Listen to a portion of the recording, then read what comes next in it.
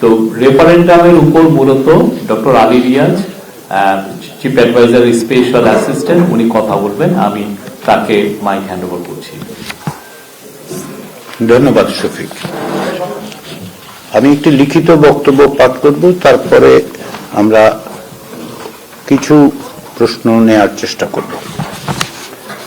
লিখিত বক্তব্যটা পরে আপনাদের কাছে সরবরাহ করার পরিকল্পনা আমাদের আছে। আশা করছি প্রিন্ট হয়ে আসবে এবং আমরা সেটা আপনাদের কাছে পৌঁছতে পারব। প্রিয় সাংবাদিক বন্ধুরা, আপনাদের সবাইকে স্বাগতম। জুলাই জাতীয় সনদের ভিত্তিতে অনুষ্ঠিত গণভোট 2026-এর জনসচেতনতামূলক প্রচার কার্যক্রমের সমন্বয়ের দায়িত্ব পালনের প্রেক্ষাপটে গণভোটের ফলাফল বিষয়ে আজকের এই ব্রিফিং এর আয়োজন করা হয়েছে। এতে আপনাদের উপস্থিতির জন্য আন্তরিক ধন্যবাদ। 12 ফেব্রুয়ারি অনুষ্ঠিত গণভোটে বিপুল সংখ্যাগরিষ্ঠ ভোটার হ্যাঁ ভোটে ভোট দিয়ে একে জয়যুক্ত করেছেন। নির্বাচন কমিশনের দেয়া হিসেব অনুযায়ী গণভোটে ভোট দিয়েছেন 7,76,95,023 জন ভোটার, যা মোট ভোটের প্রায় 60.84%। এর মধ্যে 4,82,660,000 জন হ্যাঁ ভোট দিয়েছেন, যা কাস্ট হওয়া মোট ভোটের 68.06%। না ভোট দিয়েছেন 2,20,71,726 জন ভোটার, যা কাস্ট হওয়া ভোটের প্রায় 31%। লক্ষণীয় যে ভোটারদের 60%-এরও বেশি গণভোটে অংশ নিয়েছেন এবং তা জাতীয় সংসদের নির্বাচনের চেয়েও 1% বেশি। বাংলাদেশের নাগরিকরা অত্যন্ত সুস্পষ্ট এবং দ্বিধাহীনভাবে জুলাই জাতীয় সনদের সংবিধান সংস্কারের প্রস্তাবসমূহের অনুকূলে তাদের রায় দিয়েছেন। এই রায় থেকে এটা স্পষ্ট যে বাংলাদেশের নাগরিকদের বৃহদাংশ আর পুরনো ব্যবস্থায় ফিরে যেতে বা স্থিতাবস্থা বহাল রাখতে চান না। তারা চান পরিবর্তন, রাষ্ট্র ব্যবস্থায় সংস্কার। মাননীয় প্রধান উপদেষ্টা গণভোটের প্রাক্কালে জাতির উদ্দেশ্যে বলেছিলেন, একটি জাতীয় রূপান্তর কখনোই একক সিদ্ধান্ত বা একক শাসনের মাধ্যমে টেকসই হবে না। জনগণই রাষ্ট্রের প্রকৃত শক্তি। পরিবর্তনের চূড়ান্ত বৈধতা আসে জনগণের সম্মতি থেকেই। তাই দেশের ভবিষ্যৎ দিক নির্দেশনা নির্ধারণে জনগণকে সরাসরি সিদ্ধান্ত গ্রহণের সুযোগ দেয়াই হল গণতান্ত্রিক পথের মূল ভিত্তি।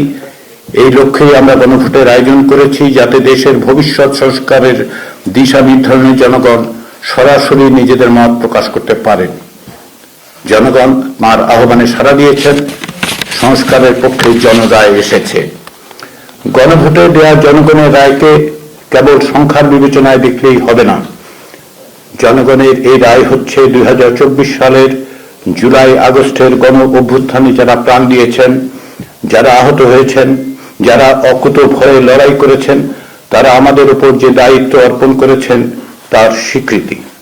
তাদের দেয়া দায়িত্ব পালনের জন্য জনগণের অঙ্গীকার। প্রায় 16 বছর ধরে যে বীরের রক্তস্রোত, মাতার অশ্রুধারা, নির্যাতিতের হাহাকার, তার যেন আর পুনরাবৃত্তি না ঘটে, সেই বিষয়ে প্রাতিষ্ঠানিক কাঠামো গঠনের জন আকাঙ্ক্ষার প্রকাশ। সার্বভৌম জনগণের অভিপ্রায়ের যে প্রকাশ ঘটেছিল 2024 সালের গণ অভ্যুত্থানের মধ্য দিয়ে, তাই পুনর্বার এই রায়ে প্রকাশিত হল। আমাদের এই বিষয়গুলো বিস্তৃত হবার সুযোগ নেই। গণভোটের প্রচার ও জনসচেতনতা তৈরির কাজে আমরা সমাজের বিভিন্ন স্তরের মানুষের কাছ থেকে যে সহযোগিতা ও সমর্থন পেয়েছি, তার জন্য আমরা আন্তরিকভাবে কৃতজ্ঞ। রাজনৈতিক দলসমূহ, প্রশাসনের কর্মকর্তা ও কর্মচারীবৃন্দ, জনসমাজ বা সিভিল সোসাইটির সদস্য ও গ্রামাঞ্চলের বেসরকারি উন্নয়ন সংস্থাগুলো প্রচারের কাজে ব্যাপকভাবে সাহায্য করেছেন। আমি বিশেষ করে উল্লেখ করতে চাই জুলাই শহীদদের পরিবার, জুলাই যোদ্ধা, জুলাই রাজবন্দী, বৈষম্য বিরোধী ছাত্র আন্দোলন, সুশাসনের জন্য নাগরিক সুজন, চাকুরিতে বয়সসীমা বৃদ্ধি, সাধারণ শিক্ষার্থীদের কথা। তাঁরা স্বতঃপ্রণোদিত হয়ে সংগঠিতভাবে প্রচার চালিয়েছেন। আমাদের দপ্তরের কর্মচারী ও কর্মকর্তারা অত্যন্ত নিষ্ঠার সঙ্গে অকুণ্ঠ চিত্তে অতিরিক্ত সময় এবং শ্রম দিয়েছেন। এর পাশাপাশি ব্যক্তিগত উদ্যোগে অফলাইনে অনলাইনে অসংখ্য মানুষ প্রচার চালিয়েছেন। তাদের সকলের কাছে আমরা আন্তরিকভাবে কৃতজ্ঞ। সংস্কৃতি বিষয়ক উপদেষ্টা মোস্তফা ফারুকীর নেতৃত্বে তার সহযোগীরা প্রচার ভিডিও তৈরির মাধ্যমে অনলাইনে ভোটারদের উদ্বুদ্ধ করেছেন এবং ভোটের গাড়ির মাধ্যমে তা গ্রামান্তরের মানুষের কাছে সেই বার্তা পৌঁছে দিয়েছেন। তাদের এই প্রচেষ্টা ছিল অভূতপূর্ব এবং অভাবনীয়। তাতে জনগণের যে ব্যাপক সাড়া পাওয়া গেছে তার জন্য আমরা সকলকে ধন্যবাদ জানাই। আমরা মিডিয়া কর্মীদের কাছে, সাংবাদিকদের কাছে আন্তরিকভাবে কৃতজ্ঞ। আপনারা গণভোটের খবর ঘরে ঘরে পৌঁছে দিয়েছেন, আমাদের কাজের দুর্বলতার দিকে মনোযোগ আকর্ষণ করেছেন এবং আমাদের সাফল্যের দিক তুলে ধরেছেন। যারা গণভোটের প্রক্রিয়া পদ্ধতি নিয়ে আমাদের কাজের সমালোচনা করেছেন, আমরা তাদের কাছেও কৃতজ্ঞ। সকলের কণ্ঠস্বর, ইতিবাচক এবং নেতিবাচক সকল কিছুই একটি গণতান্ত্রিক সমাজে অপরিহার্য অঙ্গ। গণভোটের মধ্য দিয়ে সংস্কারের ব্যাপারে যে সুস্পষ্ট গণরায় প্রকাশিত হয়েছে তা বাস্তবায়নের দায়িত্ব রাজনৈতিক দলসমূহের। রাষ্ট্র সংস্কারের ব্যাপারে সকল রাজনৈতিক দল অঙ্গীকারাবদ্ধ। ক্ষমতাসীন দল এবং জাতীয় সংসদ ও সংবিধান সংস্কার পরিষদের প্রতিনিধিত্বকারী দলসমূহ এবং সংসদের বাইরেও যেসব রাজনৈতিক দল আছেন তাদের সকলের প্রতি আহ্বান হচ্ছে আলাপ আলোচনার মাধ্যমে ঐক্যবদ্ধভাবে এই গণরায় বাস্তবায়ন নিশ্চিত করতে হবে। জাতীয় ঐকমত্য কমিশনের আলোচনার সময় ভিন্ন মতের প্রতি যে শ্রদ্ধা ও সহনশীলতা রাজনৈতিক দলগুলো দেখিয়েছেন এবং আপোষ সমঝোতার যে ঐতিহ্য রচনা করেছেন তা অব্যাহত রেখে আপনাদের অর্থাৎ রাজনৈতিক দলগুলোর প্রণীত জনরায় সমর্থিত এই দলিল বাস্তবায়নের দায়িত্ব আপনাদের উপর অর্পিত হয়েছে। জনসমাজ বা সিভিল সোসাইটির প্রতি আহ্বান, তারা যেন এই প্রক্রিয়াকে এগিয়ে নিয়ে যাওয়ার কাজে সহযোগিতা করে। আমরা বিশেষভাবে তরুণদের প্রতি আহ্বান জানাই, ভবিষ্যতের বাংলাদেশ আপনাদের, সেই বাংলাদেশ গঠনের কাজে অগ্রণী হন। সেই সঙ্গে ত্রয়োদশ জাতীয় সংসদ নির্বাচনে বিজয়ী নূতন সংসদ সদস্যদের এবং সংশ্লিষ্ট রাজনৈতিক দলগুলোকে অভিনন্দন জানাই। এছাড়া দীর্ঘদিন পর একটি সত্যিকারের নির্বাচনে ব্যাপকভাবে অংশগ্রহণের মধ্য দিয়ে সকল ধরনের ষড়যন্ত্র ও সহিংসতার আশঙ্কাকে নস্যাৎ করে দেওয়ার জন্য নির্বাচন প্রক্রিয়ায় অংশগ্রহণকারী জনসাধারণকেও আন্তরিক অভিনন্দন। সবাইকে ধন্যবাদ। আমরা এখন কয়েকটি প্রশ্ন নেব এবং তারপর এই ব্রিফিং এর সমাপ্তি টানব। সবাইকে ধন্যবাদ।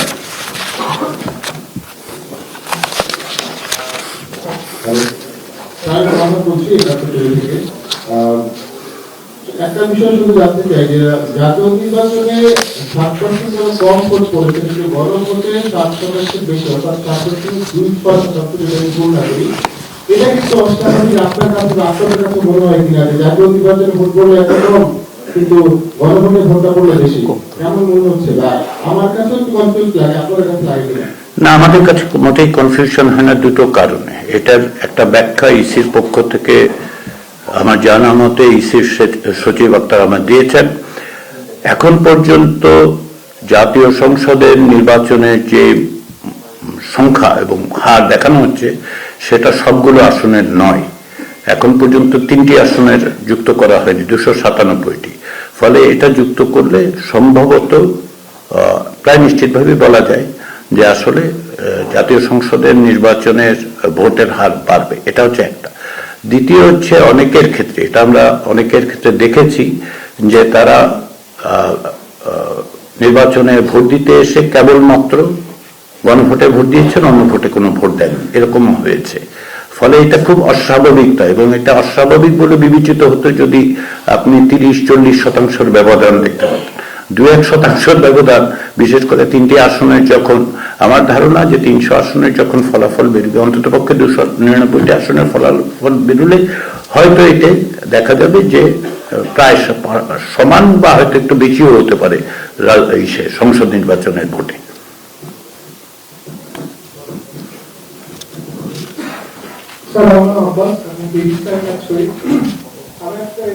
গণভোট নিয়ে আপনি বলেছেন, এর আগেও আমাদেরকে বলেছেন। তো গণভোটে যেহেতু হ্যাঁ জয়যুক্ত হয়েছে, আমরা জুলাই সনদের সবচেয়ে আলোচিত বিষয়গুলোর মধ্যে একটি হচ্ছে নোট অফ ডিসেন্টের বিষয়।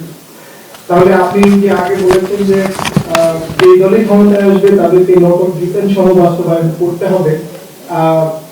গণভোটের এই জিতার পরে আপনি এই বিষয়টা আরেকটু স্পষ্ট করবেন কিনা, নোট অফ ডিসেন্ট বিষয়ে, বা এই দুয়ার পার্লামেন্টের দুয়ার গোলটা কখন থেকে শুরু হবে, বা এটা কি সরকার গঠনের শর্ট হবে কিনা, বা এটা একটু আবার বলুন।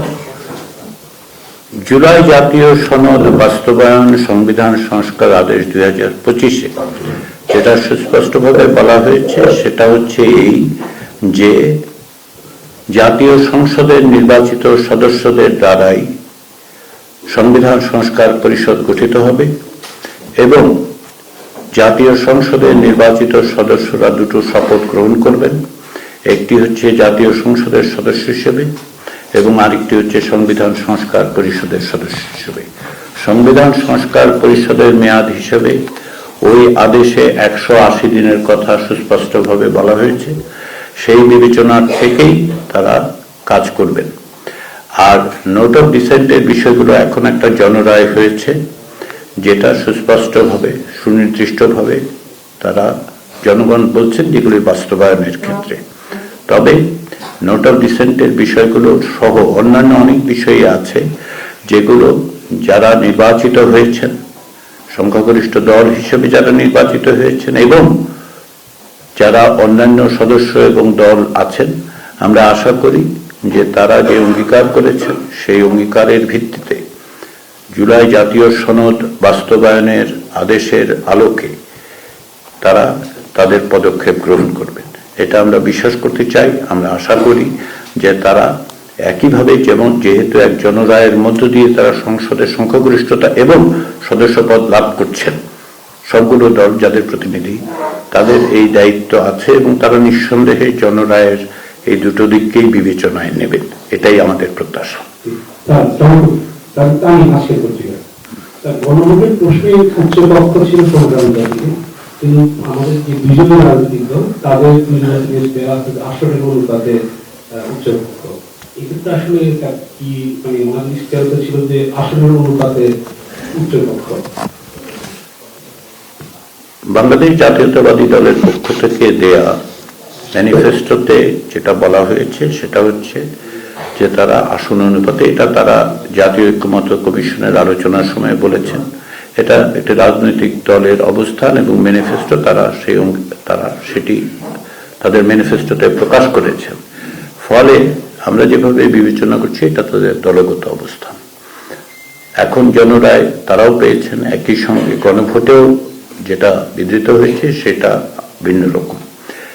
আমি বিশ্বাস করতে চাই যে রাজনৈতিক দলগুলো, বিশেষ করে যেহেতু আপনি বাংলাদেশ জাতীয়তাবাদী দল বিএনপির কথা উল্লেখ করেছেন, আমাদের মনে রাখতে হবে যে বাংলাদেশের রাজনীতিতে বিএনপি বিভিন্ন সময় বড় বড় ধরনের সংস্কারের ক্ষেত্রে অগ্রণী ভূমিকা পালন করেছেন। আমি এই বিষয়ে বিশেষভাবে উল্লেখ করতে চাই 1991 সালের নির্বাচনে যদিও জাতীয়তাবাদী দল সংসদীয় ব্যবস্থার কথা বলেননি, কিন্তু সংখ্যাগরিষ্ঠতা পাওয়া সত্ত্বেও সরকার গঠনের পরেও বাংলাদেশের মানুষের যেহেতু একটা আকাঙ্ক্ষা ছিল যে সংসদীয় ব্যবস্থা প্রত্যাবর্তনে, সেক্ষেত্রে বাংলাদেশ জাতীয়তাবাদী দলের প্রধান তৎকালীন প্রধানমন্ত্রী খালেদা জিয়ার নেতৃত্বের সরকার এবং সংসদ সেই বিষয়ে সংবিধানের সংশোধন করেছেন এবং গণভোটের মধ্য দিয়ে জনসম্মতি নিয়েছেন। আমরা এটাও দেখেছি যে বিভিন্ন সময় জুলাই গণঅভ্যুত্থানের আগের থেকে বিভিন্ন রাজনৈতিক দল, বিশেষ করে জাতীয়তাবাদী দল, তাদের সংস্কারের কর্মসূচি দিয়েছিলেন, অর্থাৎ সংস্কার করার বিষয়ে তাদের অঙ্গীকার সুস্পষ্ট।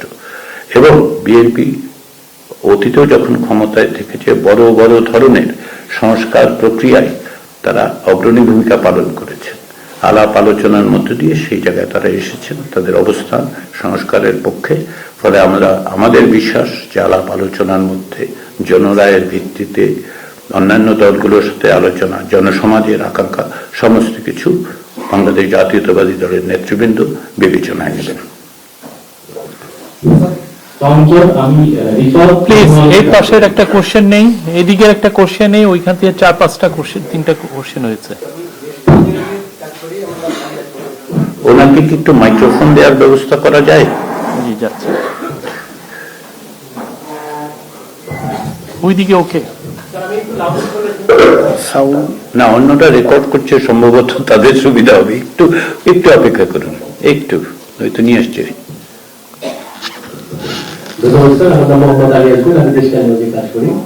তার একটা বিষয়ে জুলাই সমাজের যে কমেন্টারি বক্স আছে সেখানে কিন্তু বলা আছে যদি কোনো সংখ্যাগরিষ্ঠ দল এককভাবে সংখ্যাগরিষ্ঠতা পায় তাহলে তাদের মতো করে সংস্থাগুলোর ব্যবস্থা নিতে পারবে। যেহেতু বিএনপি অনেক বিষয়ে আপত্তি দিয়েছে, তো তারা গণভোটের মধ্যেই সেই নিজেদের মতো করে পরিবর্তনের সুযোগ পাচ্ছে। এখানে গণভোট বিকল্প কোনো প্রভাব ফেলতে পারবে? ধন্যবাদ স্যার। আমি আবারও বক্তব্যটা বলি, তাহলে বোধহয় বুঝতে সুবিধা হবে। সেটা হচ্ছে গণভোটের যে প্রস্তাব উপস্থাপন করা হয়েছিল সেগুলোর ভিত্তিতেই জনরায় একবারে এসেছে। এবং আমি একটু আগেই যেভাবে বলেছি, বাংলাদেশ জাতীয়তাবাদী দল সবসময় অ্যাডাপ্টেবিলিটি দেখিয়েছে এবং তারা তাদের মতো করে যেমন অগ্রসর হয়েছে, তারা আসলে জনগণের আকাঙ্ক্ষার প্রতিফলন ঘটানোর জন্য অগ্রণী ভূমিকাই পালন করেছে বিভিন্ন সময়। ফলে আমরা আশা করতে পারি যে তারা এইগুলো বিবেচনায় নিয়েই তারা দেশ শাসনের ক্ষেত্রে এবং সংবিধান সংস্কারের ক্ষেত্রে অগ্রসর হবে। শুধুমাত্র আক্ষরিক অর্থে বিবেচনার চেয়ে আমার মনে হয় যে এটা বিবেচনা করা যথাযথ হবে যে রাজনৈতিক দল হিসেবে সব দলই তাদের প্রাজ্ঞতার প্রকাশ ঘটাবেন এবং জনগণের যে আকাঙ্ক্ষা, সেই আকাঙ্ক্ষার প্রতি যেহেতু তারা অঙ্গীকারাবদ্ধ, তারা দীর্ঘদিন ধরে সংগ্রাম করেছেন, নিপীড়িত হয়েছেন, তাদের যেই নিপীড়ন নির্যাতনের মুখেও তারা যে দৃঢ়তা দেখিয়েছেন, সব রাজনৈতিক দল বড় দল হিসেবে বাংলাদেশ জাতীয়তাবাদী দল নিঃসন্দেহে তার সেটা মোকাবিলা করেছেন। আমাদের আশা বিশ্বাস যে তারা এগুলিকে বিবেচনায় নেবেন। চূড়ান্ত কথাটা বলার জন্য সময় এখনো আসেনি, কারণ প্রক্রিয়াটা মাত্র শুরু হচ্ছে। জাতীয় সংসদ এবং সংবিধান সংস্কার পরিষদ বসবে, আলাপ আলোচনা হবে, বিভিন্ন বিষয়ে ব্যাখ্যার প্রশ্ন উঠবে। সেগুলো রাজনৈতিক দলগুলোর মধ্যে থেকেই এটার সমাধান নিঃসন্দেহ হবে। আমি আমার বক্তব্যে জাতীয় ঐক্যমত্য কমিশনের আলোচনায় সকল রাজনৈতিক দলের অংশগ্রহণের কথা উল্লেখ করেছি এই কারণে, এটা আপনাদের সামনেই ঘটেছে এবং আপনারা দেখেছেন যে প্রত্যেকটি রাজনৈতিক দল অত্যন্ত আন্তরিকতার সঙ্গে, নিষ্ঠার সঙ্গে, সময় দিয়ে এবং বিবেচনা করে আসলে অংশগ্রহণ করে অগ্রসর হয়েছেন এবং প্রচুর সময় তারা দিয়েছেন, যেগুলো তাদের সাংগঠনিক কাজের থেকে বের করে এনে দিয়েছেন। ফলে আমরা আশা করি যে তাদের এই অঙ্গীকার, তাদের এই আন্তরিকতা, তাদের এই প্রচেষ্টা সংস্কারের অব্যাহত থাকবে।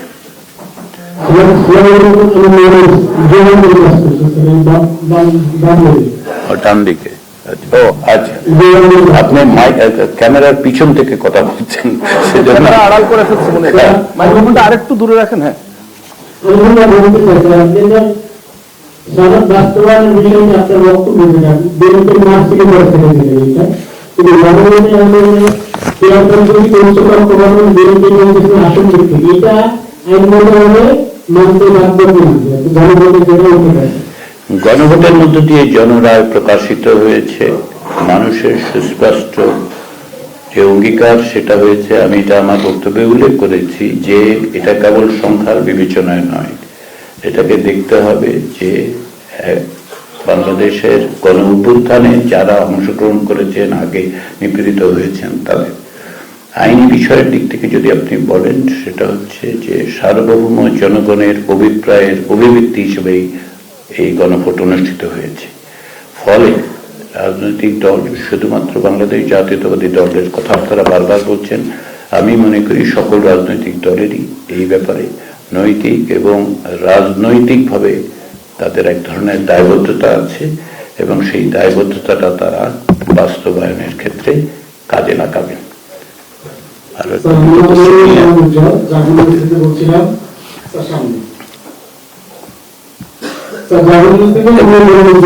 ও আচ্ছা, বেশি কাছে। আপনি বারবার আসার কথা বলছেন এবং রাজনৈতিক দলগুলো সঠিক সিদ্ধান্ত নেবে এমনটা ধরে নিয়ে যদি বলি, তাহলে আপনি এটার সাথে ওতপ্রোতভাবে জড়িত ছিলেন। সামনের দিনগুলোতে বাংলাদেশকে এগিয়ে নিতে হলে কোন গণভোটে কোন বিষয়টা প্রায়োরিটি দেওয়া উচিত। আর মনিরের সাথে আমি এটা একটু ক্লিয়ার করতে চাই যে সহজে স্বার্থক করেছে বিএনপি, কিন্তু তারাও তো মেজরিটি পেয়েছে। তারা যদি মনে করে যে মেজরিটি পিপল আমাদেরকে রায় দিয়েছে, আমরা আমাদের মতো করে কাজ করবো, সেটা তারা পারবে কিনা, এক্ষেত্রে কোনো আইনগত বাধা রয়েছে কিনা?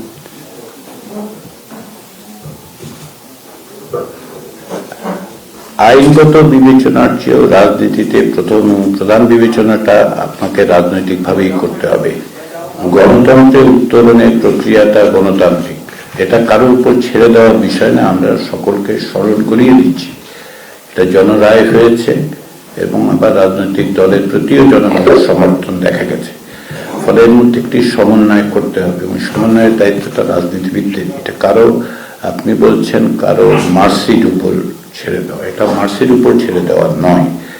এইটা তো এই রাজনৈতিক প্রক্রিয়ায় তো সকল দল অংশগ্রহণ করেছে, তাদের তো একটা দায়িত্ব আছে এবং কেবলমাত্র লিখিত আইনের বিবেচনার চেয়েও রাজনৈতিক বিষয়গুলোকে আমরা সেভাবেই বিবেচনা করবেন বলে আশা করি। আমাদের দিক থেকে অর্থাৎ যেহেতু এই প্রক্রিয়াটার সাথে আমরা বিশেষ করে আমি আমার ব্যক্তিগত সংযুক্তির থেকে বলতে পারি যে পার্থক্য এবং সংঘাতগুলো দেখার চেয়ে বরং আসুন আমরা দেখি।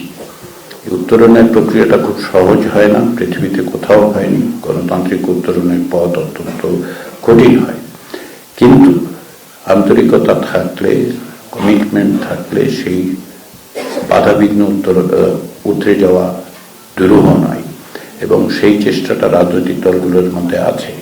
আমরা কেবলমাত্র পার্থক্য, সংঘাত, সম্ভাব্য সংকটের বিবেচনা না করে সেগুলোর বিষয়গুলোকে মাথায় রাখলেও আমরা যেন চেষ্টা করি গণমাধ্যম হিসেবে, সিভিল সোসাইটি হিসেবে, অন্যান্য রাজনৈতিক দলগুলোর সম্মিলিত প্রচেষ্টায় গণতান্ত্রিক উত্তরণের ক্ষেত্রে সেগুলোকে বাস্তবায়নের কথা। প্রায়োরিটির কথা আপনি বলছিলেন, প্রকৃতপক্ষে এই প্রায়োরিটিটা নির্ভর করবে যে কিভাবে কাজটা অগ্রসর হচ্ছে। এটা বিশেষ কোনো প্রায়োরিটি, একদিক থেকে একটা প্রায়োরিটি হচ্ছে যে উচ্চকক্ষ গঠনের বিষয়টা যেহেতু সুনির্দিষ্টভাবে আদেশে আছে সেহেতু এটা করতে হবে, কিন্তু 6 মাসের মধ্যে করতে হবে। ফলে ওই 6 মাস ওই অর্থে আবার পুরোটার জন্য 180 দিনই বরাদ্দ আছে। ফলে প্রায়োরিটিটা নির্ধারিত হবে যারা এই উদ্যোগটা নেবেন, ক্ষমতাসীন দল এবং রাজনৈতিক দলগুলোর আলাপ আলোচনার মধ্যে দিয়ে এই বিশেষ একটি ধারা, একটি অনুচ্ছেদে, একটি পদক্ষেপ আসলে এইভাবে প্রায়োরিটি হিসেবে নির্ধারণ করা যাবে কিনা এ বিষয়ে ব্যক্তিগতভাবে আমার একটা সংশয় আছে। এগুলো একটা কম্পোজিট বিষয়, পারস্পরিকভাবে পরস্পরের সাথে সঙ্গতি রেখেই কাজগুলো অগ্রসর করতে হবে এবং সেটা আমরা মনে করি যে সংবিধান সংস্কার পরিষদ সেই কাজে অগ্রসর হবেন এবং অবশ্যই জাতীয় সংসদ যেহেতু একই সঙ্গে দেশ শাসন পরিচালনা, বাজেট প্রণয়ন থেকে শুরু করে প্রত্যেকটা পদক্ষেপ নেবেন দেশ শাসন, সেক্ষেত্রে ওই ধরনের সমন্বয় করতে হবে কাজগুলোর। সঞ্জিতা, এই যে বিএনপি বিরুদ্ধে জাতীয় নির্বাচনে আবার বলা হচ্ছে যে গণভোট যেহেতু হ্যাঁ ভোট দিতেছে, সেক্ষেত্রে অন্তর্বর্তী সরকারের যে দীর্ঘকালীন যে একটা সংস্কার চেষ্টা ছিল, অনেক সমালোচনা মাধ্যমে কাছে চালিয়ে গেছে, সেক্ষেত্রে অন্তর্বর্তীকালীন সরকারও গণভোটের মাধ্যমে নিজেদের জয়টাকে শুরু করেছে। সমালোচনার জায়গাগুলোতেও তারা যে সুযোগ ছিলেন, এটা তাদের এটা আপনি মনে করেন কিনা? একটা ছোট্ট পপুলার টপিক, সেটি হচ্ছে এই যে নতুন সরকার গঠিত হচ্ছে সেখানে প্রধান উপদেষ্টা ডক্টর মোহাম্মদ ইউনূস বা আলী রিয়াজ এনাদের কোনো ভূমিকা বা তৎপরতা থাকবে কিনা, তাদেরকে আমরা নতুন কোনো রোলে দেখতে পাবো কিনা, এই ধরনের একটা গুঞ্জন আছে। আর পরিষ্কার হয় যে প্রশ্ন যাওয়ার আগে আমি আগের প্রশ্নটা একটু আমার মনে হয় ক্লিয়ার করা দরকার। ধন্যবাদ সবাইকে। এই প্রশ্নটা ঘুরে ফিরেই সবার কাছ থেকে আসছে যে পলিটিক্যাল পার্টিগুলোর নিজস্ব একটা ম্যানিফেস্টো তারা দিয়েছে এবং যারা সংখ্যাগরিষ্ঠতা পেয়েছে, তো সেই ম্যানিফেস্টোটা ইন এ সেন্স জনগণ কর্তৃক অনুমোদিত হয়েছে। পাশাপাশি আবার গণভোটও হয়েছে এবং গণভোট উত্থাপিত বিষয়গুলো অনুমোদিত হয়েছে। এখন কোনটা অগ্রাধিকার পাবে? এখানে একটা বিষয় দেখুন, প্রত্যেকটা পার্টি তাদের নির্বাচনী ইশতেহার ঘোষণা করেছে এবং অ্যাপারেন্টলি সেটা যারা সংখ্যাগরিষ্ঠতা পেয়েছে তারা জনগণ কর্তৃক তাদের ইশতেহার অনুমোদিত হয়েছে। এটাই ধরে নেওয়া স্বাভাবিক, এটাই বাস্তব। কিন্তু আমরা জানি যে গণভোটে কি বিষয় উত্থাপন করা হয়েছিল, জনগণের সামনে কি প্রশ্নটা রাখা হয়েছিল যে আমাদের বিদ্যমান সংবিধানের বড় রকমের সংস্কার প্রস্তাব, প্রায় 48টি সুপারিশ বিভিন্ন ক্যাটাগরিতে, 4টি ক্যাটাগরিতে জনগণের সামনে উত্থাপন করা হয়েছে এবং আমরা দেখেছি জনগণ সেটা অনুমোদন করেছে। এখন রাজনৈতিক দলগুলো তারা নিজেদের ইশতেহার দিয়েছে, এটা যখন সত্য, একই সঙ্গে আমরা দেখেছি যে বাংলাদেশ জাতীয়তাবাদী দলের চেয়ারম্যান, বাংলাদেশ জামাত ইসলামের আমির, ন্যাশনাল সিকিউরিটি পার্টির আহ্বায়ক, তারা প্রত্যেকেই এবং এই দলগুলোর দ্বিতীয় প্রধান নেতা, তৃতীয় প্রধান নেতা বা বিভিন্ন পর্যায়ের নেতারা, তারা প্রত্যেকেই জনগণের প্রতি গণভোটের হার ভোট দেওয়ার জন্য আহ্বান জানিয়েছেন। সুতরাং গণভোটের হার বেড়ে হয়েছে, এটা তো কেবলমাত্র সরকারের এজেন্ডা না, এটা রাষ্ট্রের এজেন্ডা এবং সেই হিসাবে সরকার, রাজনৈতিক দলগুলো যারা ভোটে অংশগ্রহণ করেছে প্রত্যেকের এজেন্ডা। এখন ইশতেহারের মধ্য দিয়ে মানুষ যেটা অনুমোদন করেছে সেটা কি ছিল পরোক্ষ, কিন্তু গণভোটের মধ্য দিয়ে সংবিধানের বড় রকমের সংস্কারের যে প্রস্তাব, সেটা দেশের জনগণ সরাসরি সেটাকে অনুমোদন করেছে এবং সেটা সরকারের পক্ষ থেকে জনগণের তরফে উত্থাপিত এবং সকল রাজনৈতিক দল কর্তৃক সমর্থিত প্রস্তাব সমূহ। এটা আমার কাছে মনে হয় যে এভাবে দেখা যেতে পারে। ধন্যবাদ। আপনার দুটো প্রশ্নের একটা হচ্ছে এই যে এটা সরকারেরও মানে অবস্থানকে ভ্যালিডেট করলো কিনা। আমরা সেভাবে দেখছি না। আমরা এভাবে দেখছি না এই কারণে যে এটা সরকারের এজেন্ডা নয়। সরকারের পক্ষ থেকে কমিশন গঠন, ঐকমত্য কমিশন হচ্ছে প্রক্রিয়াটাকে সহজতর ফ্যাসিলিটেট করা। এই এজেন্ডা রাজনৈতিক দলের, সকল রাজনৈতিক 30টির বেশি রাজনৈতিক দল ও জোটের সঙ্গে দীর্ঘ আলাপ আলোচনার মধ্য দিয়েই আসলে সনদ তৈরি হয়েছে এবং সেগুলো বাস্তবায়ন করার জন্য গণভোটে, যেটা মনির হায়দার উল্লেখ করলেন, সকল রাজনৈতিক দল সুস্পষ্টভাবে তাদের শীর্ষ পর্যায় থেকে জনগণের প্রতি আহ্বান জানিয়েছে। ফলে এটাকে আমরা জনরায় হিসেবে দেখব, গণতন্ত্রের আকাঙ্ক্ষা হিসেবে দেখব, সংস্কার, রাষ্ট্র সংস্কারের জন্য জনগণের অভিপ্রায়ের অভিব্যক্তি হিসেবে দেখব।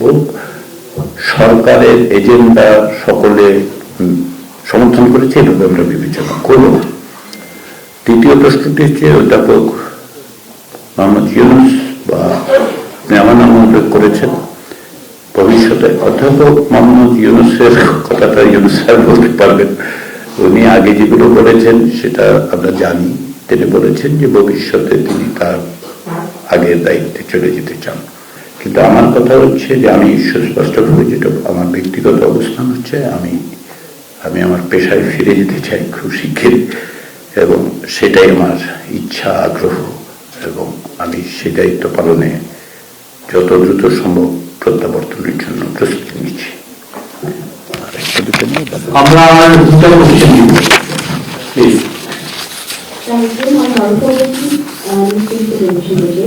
আমার কিন্তু ঐকমত্য কমিশন নির্বাহী সকল রাজনৈতিক দলের সঙ্গে বসে যে নির্বাচনটি করেছে সেটি হ্যাঁ ভোটে জিতে গেছে। এরপরেও কি এই কমিশনের আর কোনো কার্যক্রম থাকবে কিনা এই নির্বাচন বাস্তবায়নের ক্ষেত্রে, মানে ভবিষ্যতে এই যে ঐকমত্য কমিশনের যারা নিয়োগটা বা নিয়োগটা, তাদের আর কি কোনো ভূমিকা থাকছে নাকি এখানে শেষ? জাতীয় ঐকমত্য কমিশন গত বছর 30 অক্টোবর তার দায়িত্ব পালন শেষে তার মেয়াদ শেষ হয়েছে। ফলে জাতীয় ঐকমত্য কমিশন আসলে এখন আর নেই।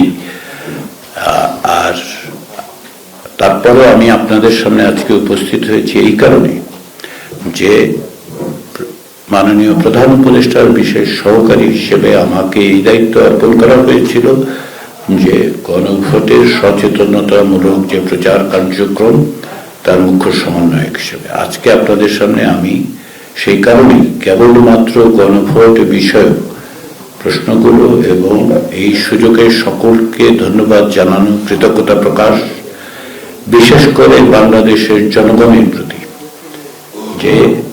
যে রায় তারা দিয়েছেন, সেই রায় অনেক কষ্টে অর্জিত রায়।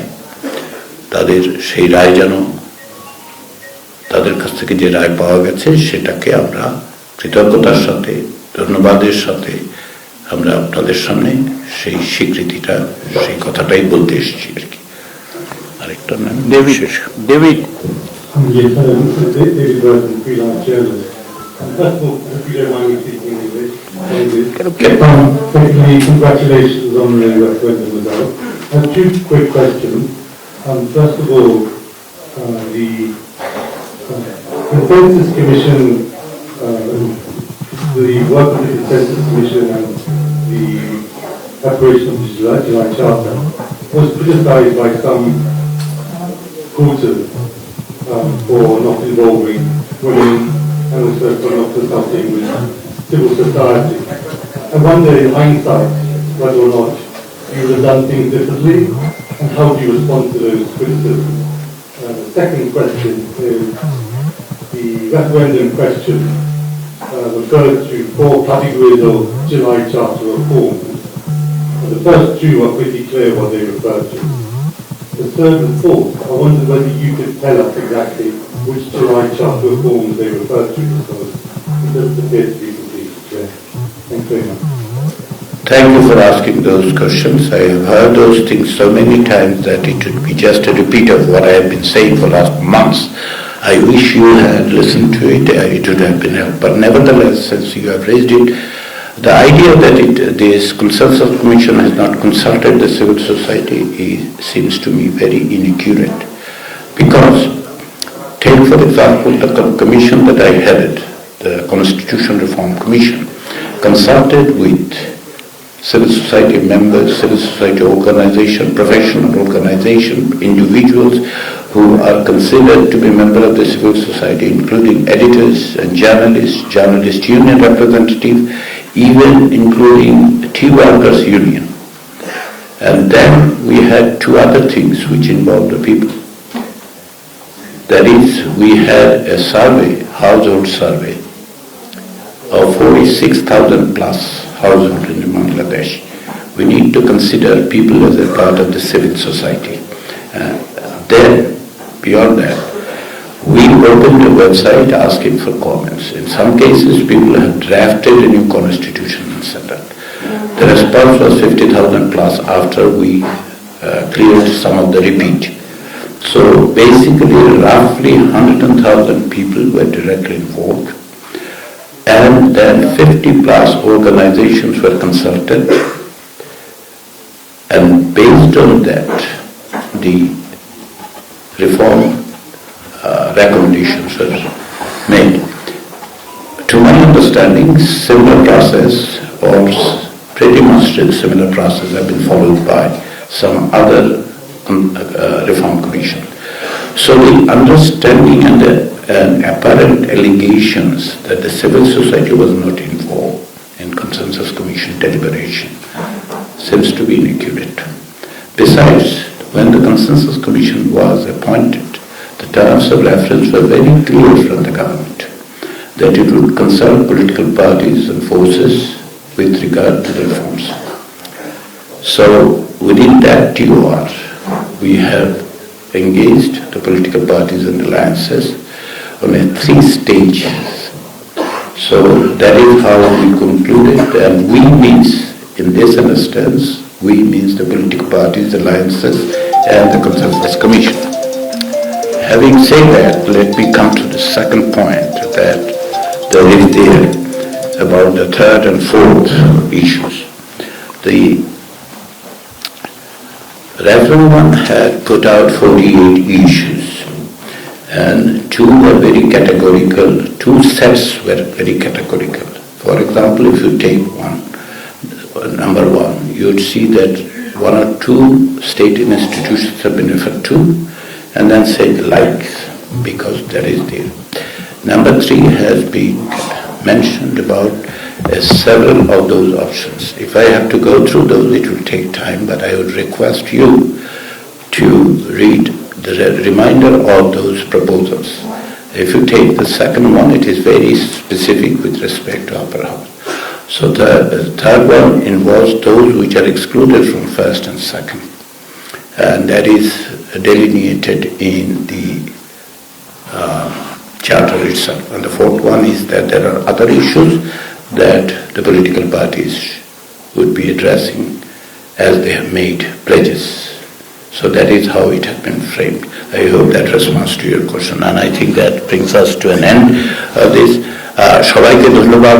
আমি আবারও ব্যক্তিগতভাবে এখানে শুধুমাত্র মুখ্য সমন্বয়ক হিসেবে নয়, আপনারা আমাকে সুযোগ দিলে আমি ব্যক্তিগতভাবে দুটো কথা বলতে চাই। 2024 সালের অক্টোবর থেকে রাষ্ট্র সংস্কার প্রক্রিয়ায়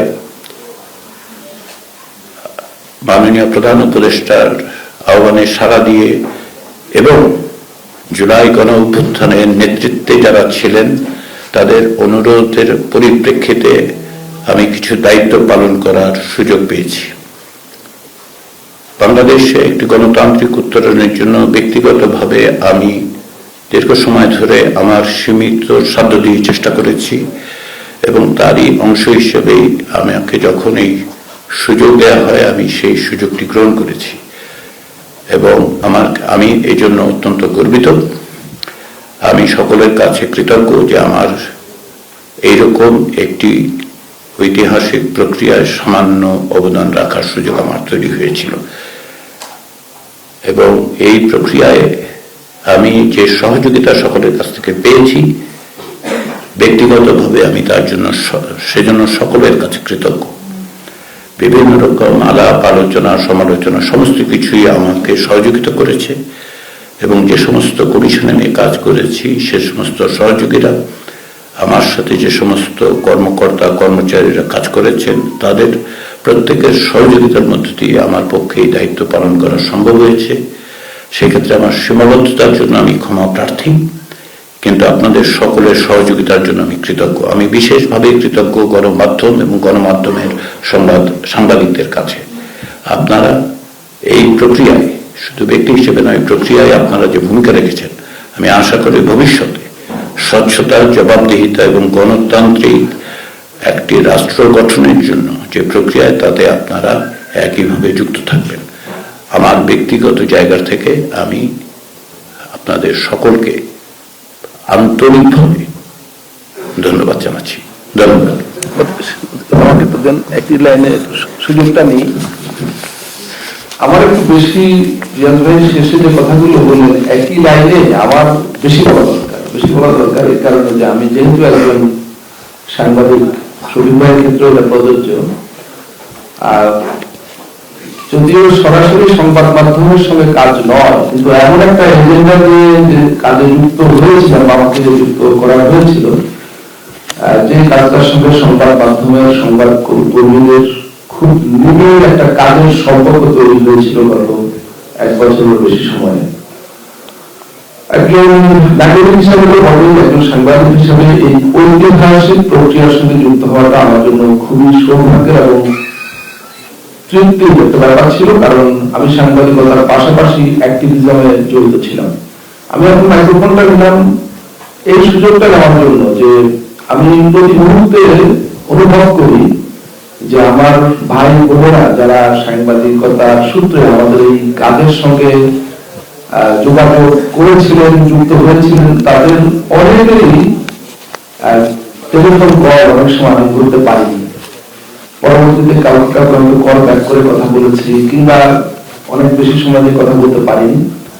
তো আমি সবার কাছে একেবারে আনকন্ডিশনাল ভালোবাসা সহ ক্ষমা চাই যে কেউ যদি আমার উপর কোনো রকম মন খারাপ, মন কষ্ট বা কারোর মধ্যে কোনো দুঃখবোধ থাকে আমি ক্ষমা চেয়ে নিচ্ছি। আমি আপনাদেরই লোক, আপনাদের হয়েই একটা ঐতিহাসিক কাজের সঙ্গে সম্পর্কিত যুক্ত হয়েছিলাম, আবার আপনাদের কাছেই ফিরে আসছি। রবীন্দ্রনাথকে উদ্ধৃত করে যদি বলি, মোর নাম এই বলে খ্যাত লোক, আমি তোমাদেরই লোক, আর কিছু নয়।